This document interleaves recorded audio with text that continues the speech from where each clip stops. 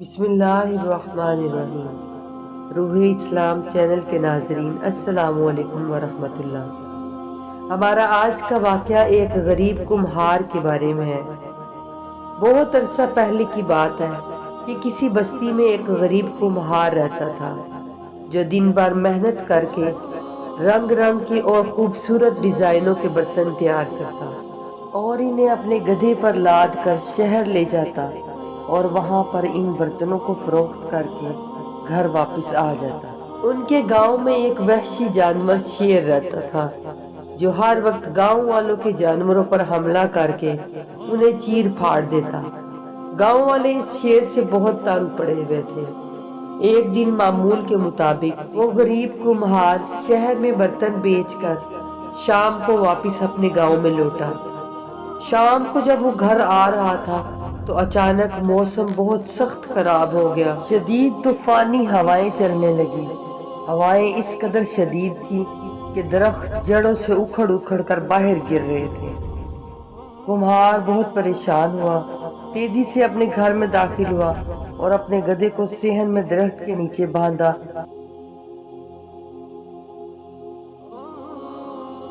اور اپنے کمرے میں داخل ہو گیا۔ تھکاوٹ کی وجہ سے اسے پتہ ہی نہ چلا کہ کب اس کی آنکھ لگ گئی۔ وہ سو گیا۔ دوسری طرف شیر اپنے شکار کے لیے ہر روز کے معمول کے مطابق نکلا۔ جب شیر جنگل میں پہنچا تو ہوائیں اور طوفان اور تیز ہو گیا۔ طوفانی ہوائیں اس قدر تیز تھیں کہ وہ چیزوں کو اٹھا اٹھا کر پٹخ رہی تھیں۔ شیر اس طوفان سے بچنے کے لیے پناہ کی تلاش میں تھا کہ اسے کوئی چھت ملے اور وہ پناہ لے۔ چنانچہ اس کو ایک جھونپڑی نظر آئی۔ جنگل میں اس پرانی جھونپڑی کی طرف بھاگا اور اس میں گھس کر بیٹھ گیا تاکہ اس طوفان کے تھمنے کے بعد وہ گھر واپس جا سکے۔ آندھی، بارش اور طوفان کے شور کی وجہ سے کمہار کی آنکھ کھل گئی اور ایک دم اسے یاد آیا کہ اس نے اپنے گدھے کو استبل میں باندھنے کی بجائے درخت کے نیچے باندھ دیا تھا۔ وہ فوراً اٹھ کر بھاگا تاکہ اپنے گدھے کو درخت کے نیچے سے کھول کر اندر استبل میں باندھے۔ باہر آیا تو کیا دیکھتا ہے کہ درخت کے نیچے اکیلی زنجیر پڑی ہے، وہاں گدھے کا نام و نشان نہیں۔ بولا، تم کہاں بھاگ گئے ہو؟ کہاں جا سکتے ہو؟ زیادہ سے زیادہ ایک جھونپڑی سے کسی دوسری جھونپڑی تک جا سکتے ہو۔ منہ میں کچھ بڑبڑاتے ہوئے باہر نکلا اور اپنے گدھے کو تلاش کرنے لگ گیا۔ 1 گھنٹے کی تلاش کے بعد جنگل میں اسے ایک جھونپڑی نظر آئی۔ شدید طوفان کی وجہ سے بجلی چمک رہی تھی۔ بجلی کے چمکنے سے روشنی ہونے پر کمہار کو سب کچھ نظر آنے لگتا۔ جیسے ہی بجلی چمکی اس نے اس جھونپڑی کی طرف دیکھا، اسے اندر کوئی جانور بیٹھا ہوا نظر آیا۔ اس نے سوچا، یہی میرا گدھا ہے، یہاں چھپ کر بیٹھا ہے۔ کمہار جلدی سے جھونپڑی میں داخل ہوا اور زنجیر شیر کے گلے میں ڈال دی، اس کو کس کر باندھا اور بولا، میں تمہیں کہاں کہاں تلاش نہیں کیا، تم یہاں آ کر بیٹھ گئے ہو۔ آئندہ اگر تم گھر سے بھاگے تو میں چارے میں زہر ملا کر تمہیں کھلا دوں گا۔ یہ کہا اور شیر کے اوپر سوار ہوا اور اس کو گھر لے آیا۔ گھر لا کر درخت کے نیچے باندھا اور اندر جا کر سو گیا۔ صبح ہوئی تو گاؤں کے لوگوں نے دیکھا کہ کمہار نے اپنے گھر میں درخت کے نیچے شیر باندھا ہوا ہے۔ سب لوگ بہت حیران تھے۔ پورے گاؤں میں ہر شخص کی زبان پر کمہار کی تعریفیں اور بہادری کے چرچے تھے۔ سب لوگ بول رہے تھے کہ کمہار تو بہت بہادر نکلا، اس نے زندہ شیر کو پکڑ کر زنجیروں میں جکڑ کر اپنے گھر میں باندھا ہوا ہے۔ لوگ اس کی تعریفیں اس لیے بھی کر رہے تھے اور خوش اس لیے بھی زیادہ ہو رہے تھے کہ یہ وہی شیر تھا جس نے اس گاؤں کے بہت سے لوگوں کو اور جانوروں کو چیر پھاڑ کر اپنی خوراک بنا لیا ہوا تھا۔ لوگ اس بات پہ خوش تھے کہ ان کی اور ان کے جانوروں کی جانیں اب محفوظ تھیں۔ کمہار ان سب باتوں سے بے خبر میٹھی نیند سو رہا تھا۔ لوگوں کے شور و غل سے اٹھا تو دیکھا کہ سارا گاؤں اس کے گھر کے باہر شیر کو دیکھنے کے لیے اکٹھا ہو رہا ہے۔ اب کمہار نے بھی اس کی طرف دیکھا۔ جیسے ہی کمہار کی نظر پڑی تو کیا دیکھتا ہے، گدھے کی جگہ شیر بندھا ہوا ہے۔ بس پھر کیا ہونا تھا، कुम्हार उसको देखकर बेहोश होकर गिर गया। काफी देर के बाद उसे होश आई और वो बोला, मैंने तो गधा बांधा था, अब मुझे ये नहीं पता कि मेरा गधा शेर कैसे बन गया है। उन दिनों इसी मुल्क बहारस्तान का बादशाह हमसाया मुल्क दागिस्तान के बादशाह के हमलों से बहुत सख्त परेशान था। इनकी आपस में सख्त किस्म की खाना जंगी शुरू हो चुकी थी। हमसाया मुल्क दागिस्तान का बादशाह बहुत बहादुर था। वो इस मुल्क बहारस्तान के ऊपर काबज होना चाहता था। उसने बहारस्तान के कई इलाके अपने कब्जे में कर लिए हुए थे। इस मुल्क बहारस्तान का बादशाह इस हमलों की वजह से बहुत परेशान, उसकी रातों की नींदें उड़ चुकी हुई थी, क्योंकि उसको खबर मिली थी कि दागिस्तान के बादशाह ने एक बहुत बड़ी फौज तैयार की है। वो इस मुल्क पर हमला करके बहारस्तान पर काबज होना चाहते हैं। बहारस्तान का बादशाह बहुत परेशान था। उसे बहुत ही मजबूत और बहादुर सिपा सलारों की जरूरत थी। चुनाचे बादशाह के महल तक कुम्हार की बहादुरी के किस्से तो पहुंच ही चुके थे। बादशाह के एक वजीर ने बादशाह को बताया कि इस तरह एक कुम्हार है जो बहुत बहादुर है। उसने जिंदा शेर को पकड़कर जंजीरें बांधकर अपने घर में बांध रखा है। बादशाह बहुत खुश हुआ, क्योंकि बादशाह बहुत परेशान था और उसे एक बहादुर जर्नैल और सपा सलार की जरूरत थी। बादशाह ने फौरन हुक्म दिया कि कुम्हार को मेरे पास हाजिर किया जाए। चुनाचे बादशाह के सिपाही कुम्हार के घर जा पहुंचे और उसे पैगाम दिया कि बादशाह सलामत ने आपको बुलाया है। चुनाचे वो कुम्हार बादशाह के दरबार में हाजिर हो गया। बादशाह ने कुम्हार को देखा तो बहुत खुश हुआ। बोला, तुम्हारी बहादुरी के चर्चे सुने, सोचा तुमसे बहादुर तो कोई इंसान नहीं हो सकता, तो मैंने फैसला किया है कि आज से तुम मेरी फौज के सिपा सलार हो। हमें हमसाया मुल्क दागिस्तान से जंग का खतरा है, इसलिए हम अपने मुल्क की हिफाजत के लिए फौज तैयार कर रहे हैं। कल फौज के साथ दुश्मन पर हमला आवर होना और दुश्मन को छठी का दूध याद दिला देना, ताकि आइंदा कभी भी दुश्मन हमारे मुल्क की तरफ मैली आंख से न देखे। कुम्हार बहुत हैरान और परेशान था। उसे समझ में नहीं आ रहा था ये उसके साथ क्या हो रहा है। कहाँ एक गरीब मट्टी के बर्तन बनाने वाला कुम्हार और कहाँ एक मुल्क के फौज का सपा सलार। चुनाचे कुम्हार घर वापस आया और बीवी को सारा वाकया सुनाया और शेर पर बरस पड़ा। बोला, तुम क्यों गधे से शेर बने? ये सब तुम्हारी वजह से हुआ है। तुम ना शेर बनते और ना मेरे ऊपर ये मुसीबतें आती।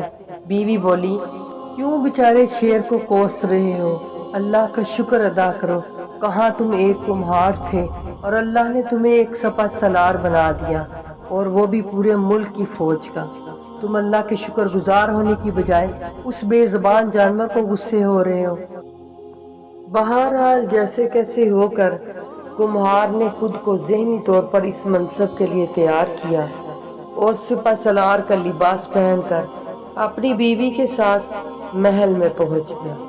महल में उनके लिए एक अलहदा से खूबसूरत कमरा तैयार किया गया और बेहतरीन नस्ल का चाको चौबंद जंगी घोड़ा उसके लिए अस्तबल में तैयार खड़ा था। कुम्हार ने जिंदगी में कभी भी घोड़े पर सवारी नहीं की।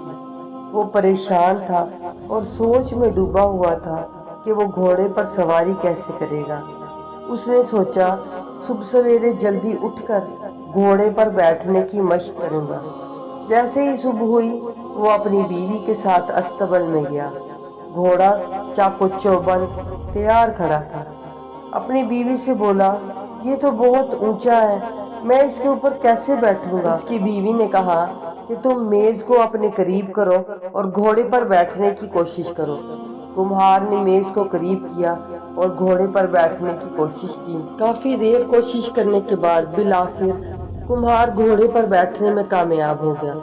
उसने महसूस किया कि ज़हन में फिसलन बहुत है। उसने अपनी बीवी से कहा, कहीं से रस्सा तलाश करो और मेरे पाँव रुकाबों के साथ बांध दो। उसकी बीवी ने कहीं से रस्सा तलाश किया और उसके पाँव रुकाबों से अच्छी तरह से बांध दिए और उसकी कमर को अच्छी तरह से रस्सियों के साथ ज़ैन के साथ बांध दिया और एक रुकाब से दूसरी रुकाब तक रस्सी घुमाकर اچھی طرح سے اسے مضبوطی سے باندھا کہ وہ گرے نہ۔ کیونکہ کمہار کا خیال تھا کہ اگر وہ گھوڑے پر سے دشمن کی فوج کے سامنے گر گیا تو وہ ہنسیں گے کہ سپہ سالار اپنے آپ کو گھوڑے پر سنبھال نہیں سکتا تو یہ ہمارے ساتھ جنگ کیا کرے گا۔ بہرحال اس طرح کے خیالات اس کے دماغ میں تھے، اس لیے اس نے اپنی بیوی سے کہا کہ خوب مضبوطی سے باندھنا۔ پھر وہ بولا، میرے ہاتھوں کو گھوڑے کی گردن کے ساتھ باندھو۔ منہ زور گھوڑا استبل سے باہر نکلنے کے لیے بےتاب تھا۔ اس سے پہلے کہ کمہار کی بیوی اس کے بازو گھوڑے کی گردن کے ساتھ باندھتی، گھوڑے نے ایک چھلانگ لگائی اور استبل سے باہر نکل گیا۔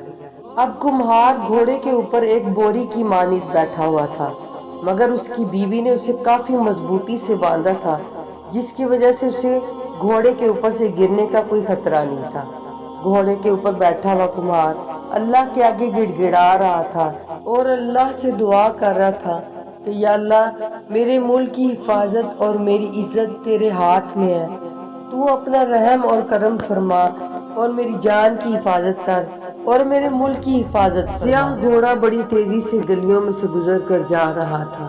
اس نے شہر کی طرف جانے والے دروازوں کو اپنے سموں سے توڑ دیا اور اب یہ کھیتوں کی طرف دوڑ رہا تھا۔ گھوڑا اب بڑی ہی تیزی سے میدان جنگ کی جانب دشمن کے خیموں کی طرف رواں دوا تھا۔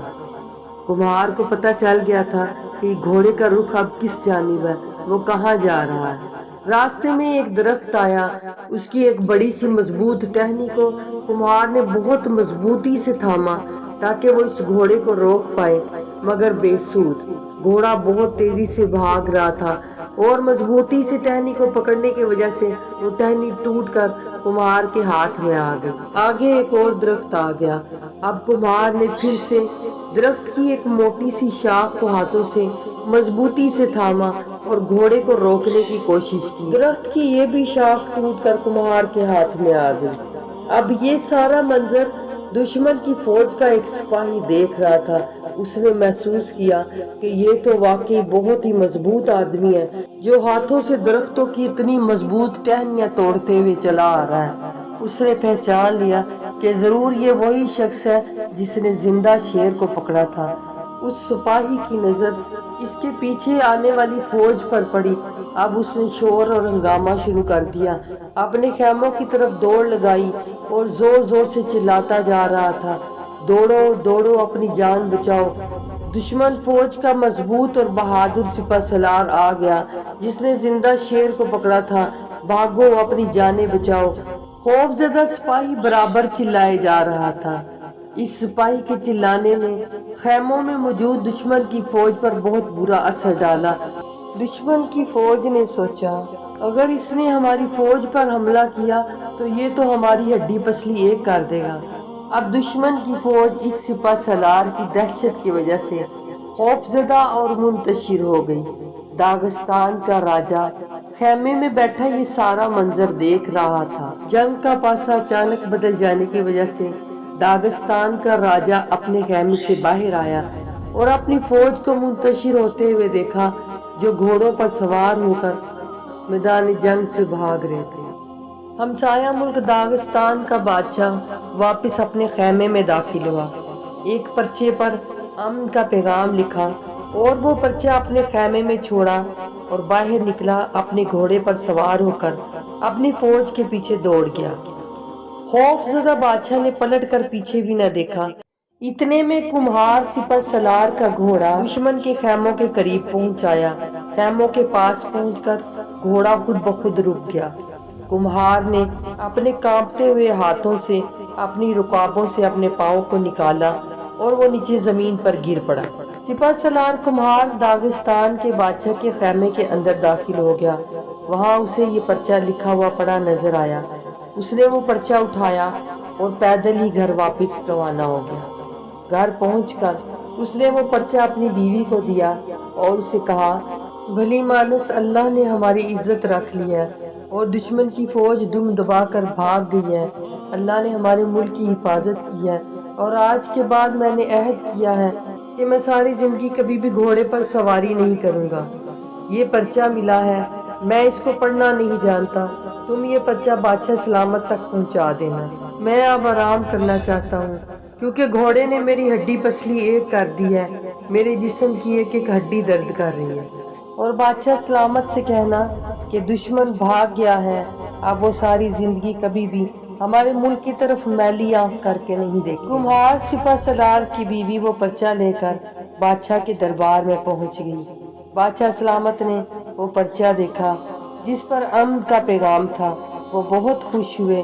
انہوں نے کہا کہ وہ کہاں ہے، اس کو ہم انعام و کرام سے نوازیں گے۔ کمہار سپہ سالار کی بیوی بولی، بادشاہ سلامت وہ آرام کر رہے ہیں، اگر آپ کہیں تو میں انہیں اٹھا کر لاتی ہوں۔ تو بادشاہ سلامت نے جواب دیا، نہیں، اسے کہو کہ وہ کل صبح میرے دربار میں حاضر ہو، میں اسے بے حساب انعام و کرام سے نوازوں گا۔ چنانچہ اگلے دن کمہار بادشاہ کے دربار میں حاضر ہوا اور بادشاہ نے اسے بے شمار انعام و کرام سے نوازا۔ اس کہانی میں ہمیں یہ سبق ملتا ہے کہ جب اللہ کی رحمت، محبت اور کرم ساتھ ہو تو حالات کیسے بھی ہوں، اللہ تعالیٰ ان کو آپ کے حق میں کر دیتے ہیں۔ ہمیشہ اللہ پر پختہ یقین رکھیں اور جو بھی مانگنا ہے پورے مکمل یقین کے ساتھ اللہ سے سوال کریں، انشاءاللہ اللہ تعالیٰ ضرور عطا فرمائیں گے۔ آمین۔